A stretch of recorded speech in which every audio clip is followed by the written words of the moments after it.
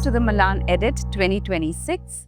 I'm here with a very fascinating personality. I absolutely love his work, Ross Lovegrove.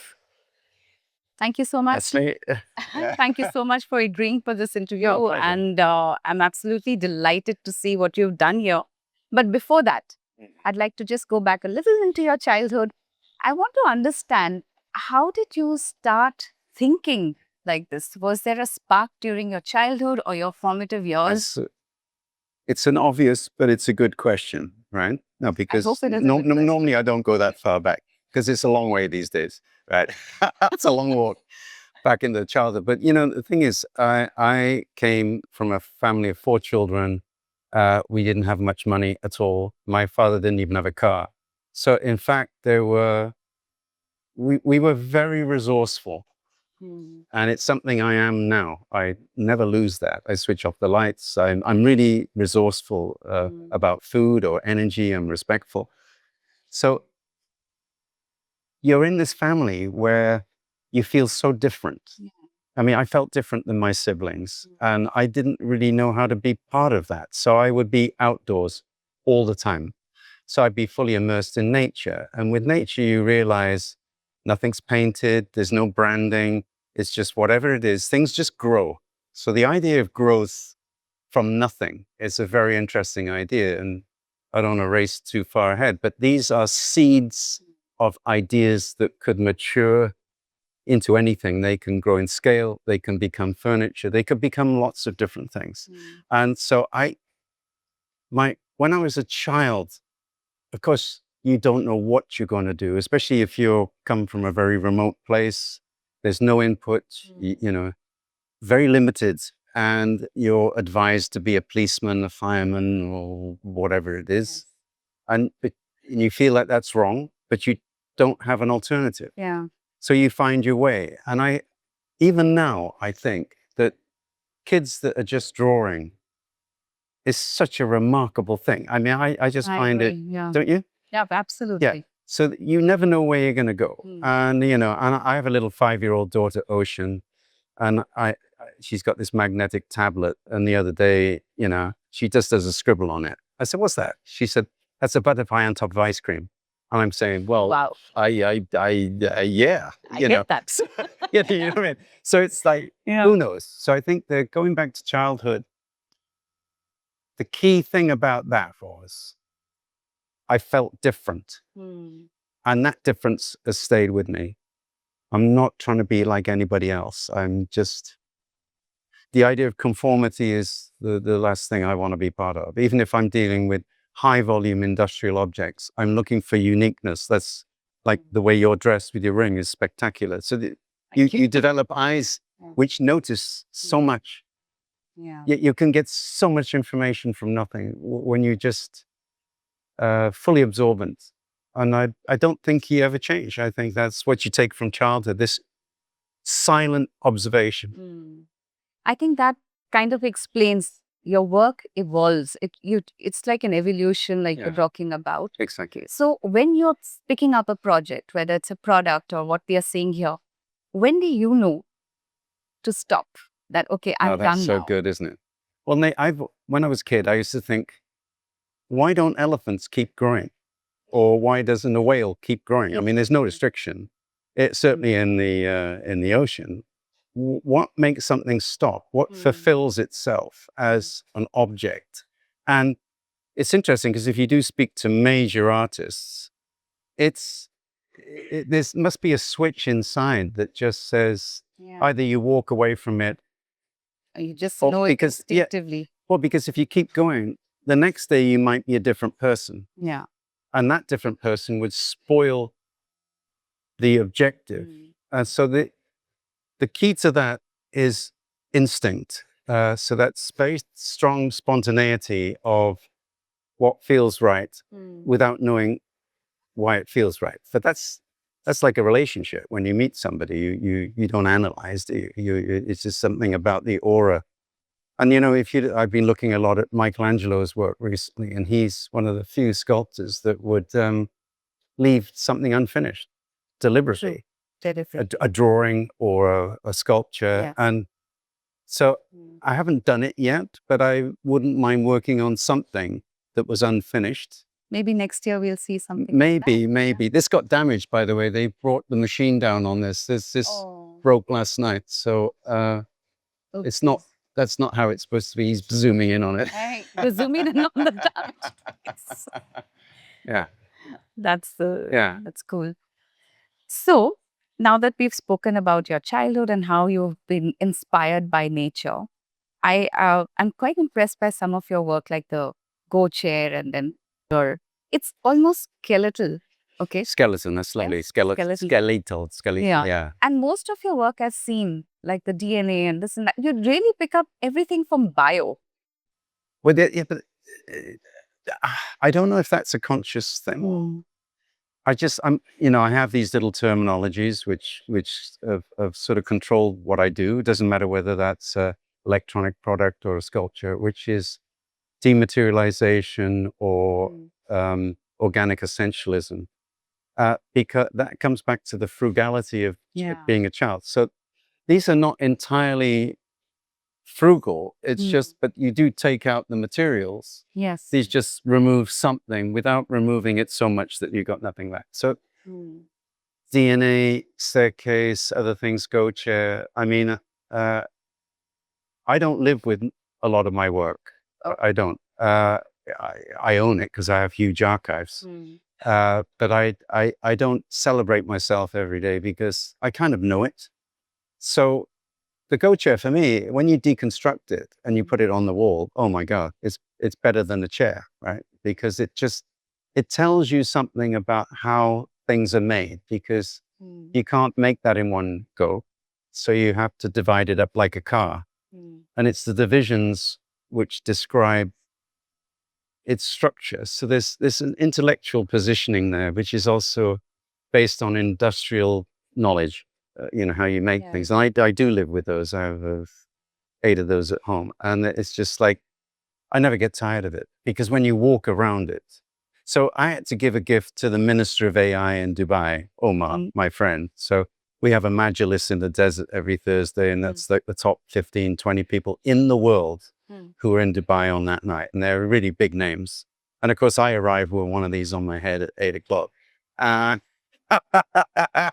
Because that's kind of, I was thinking, what do I give him? What do I give him? Something like that. So, that it's great that you have these things that you can give to people. I don't know what the exchange is. I don't know what that is in return, but that's from 2001 and it looks as fresh as a daisy. So that's what makes you unique. That's you.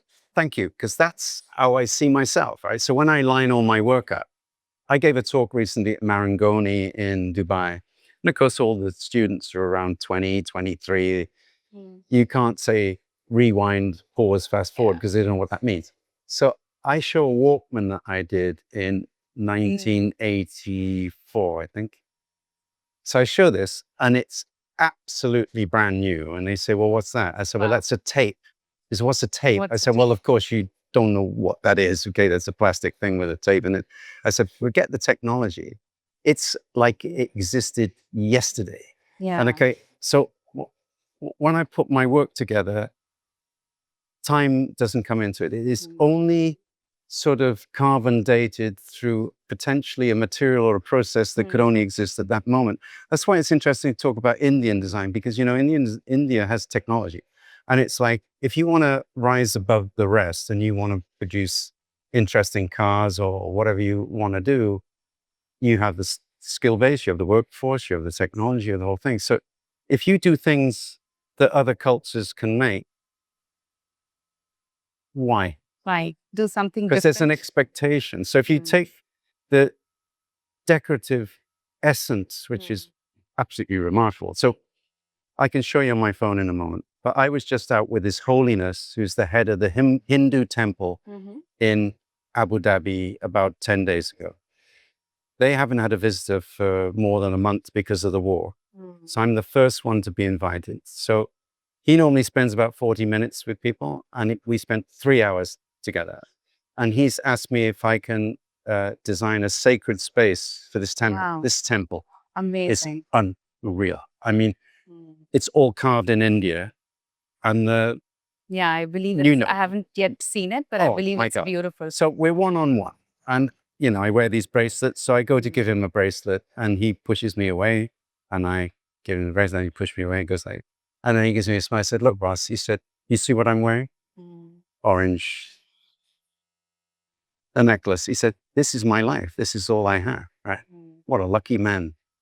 Nothing will contaminate that, but it doesn't take There's no anything away from attachments. him. Yeah. Yeah. Yes. So the thing is, he said, would you consider creating this incredible space where people could go and meditate or whatever they need to But do? Ross, let me cut you short. I honestly believe that your work is quite spiritual. You do? Yeah, because it's so inspired by nature. Mm. And then you see it with a very different lens. So that means a lot to me because, I'm not a calculating man. I have feelings.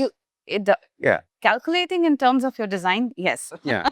Well, yeah, Yeah. because you find something that Yeah. you like. And, but, in terms of the motivation of why you do anything, I've never called anybody in my life. I've never pitched to anybody. And I've designed airplanes and I've done cars.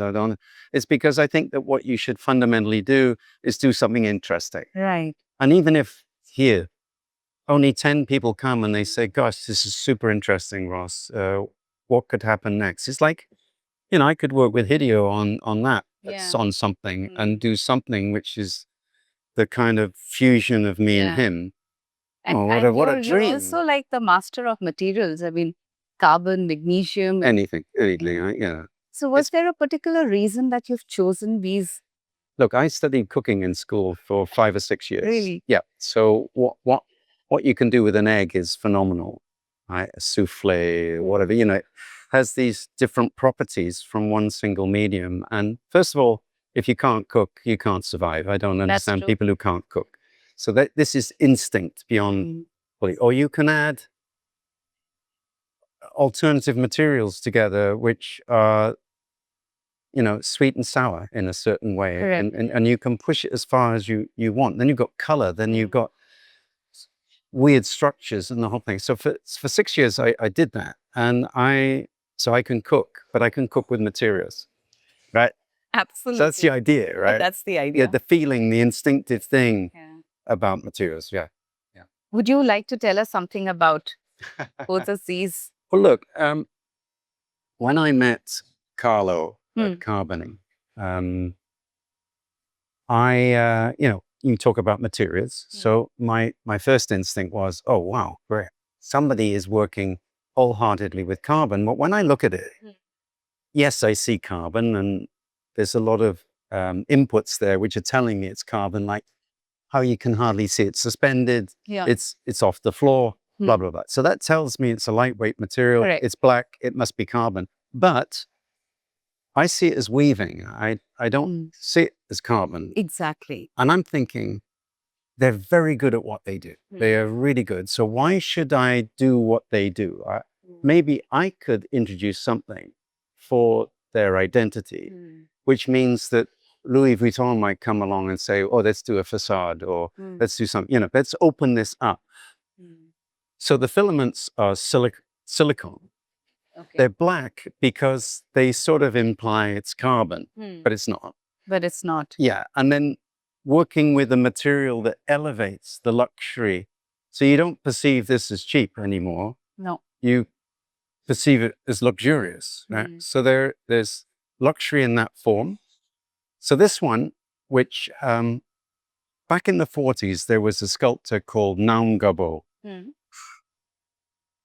working with perspex and different. In 43, he was doing things which were impossible, and of course things that wouldn't sell because they're odd and weird. Oh, but boy, are they so amazing! So I've always loved his work because what his work does is it becomes something from nothing. So you make these incredible frames and then you infill them with another dynamic. So, I've one of the first books on his work, which comes with a magnifying glass. It's a fantastic old book that you look. And I thought, well, let's see if there's something in that story which could be brought to life. So this one is directly called Gabo because it's Naum Gabo. It's an ode to him? 100%. If he was alive today, he'd be, you can't even afford one of his things. I mean, they're so rare and interesting. So this is pushing limits. And we nearly failed with this because when they weave it together, it's so complicated because this is floating in the middle. It's a nightmare. But and there's a cradle for it, which holds it in position. Wow. When they relaxed, they took it off the cradle, that thing goes into that shape. Wow. Naturally, because of the tensioning of the, I find that incredible. So incredible. instead of that sort of falling all over the place and becoming a disaster, it actually finds itself. So this one is a self-referring element, and it's a seed. It's a seed of bigger things that I could, turn that into other things at the moment. So that's one.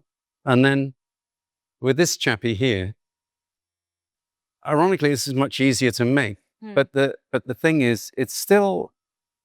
I like the way it's like, well, it's like this, isn't it? fitted into, yeah. Yeah. It's so that there's no great complexity in its assembly. The complexity is, where do you begin and where do you end? Because when you're creating something like this, do you know how difficult it is to try and imagine what's going? And I don't make maquettes. There's no like little maquette like in the old days. I do this all in my mind, and then I draw, right? Because I draw every day. This is what I do. So, and then I work with my assistant here, and I say, look, just show me something. Just go for it. And we've been working together a long time. I mean, it's like we're like the Rolling Stones, because it's like Mick sings and he's Keith or whatever it is. So it comes together very naturally, and he runs the program. So he runs the program with Carlo, the owner. I don't do that because I can't be flying back and forth to Vicenza. No, but this is the nice thing, that you are totally into designing it. You're not bothered about the logistics of. Well, sometimes I am, and sometimes I'm not. But I have this kind of weird confidence that things can work. I don't. I'm so relaxed. I'm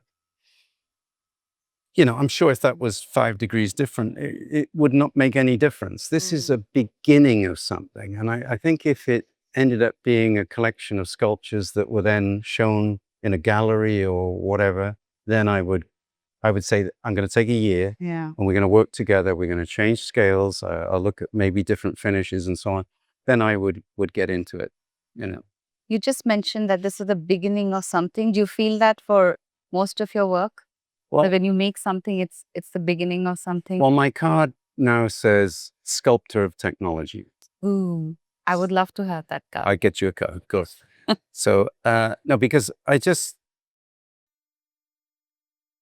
kind of know who I am, and the problem when you say you're a designer, they go fashion, and then they go and they go through the whole thing. Yes, It's and then so finally ubiquitous. reach. Yeah, it's true. It's very hard to be Yes. who you want to be. So sculptor technology gives me a bandwidth to move into high technology design for Samsung or somebody like that, Okay. but equally to express myself this way. So this year I just finished some speakers, which they've taken me 4 years. They're incredible.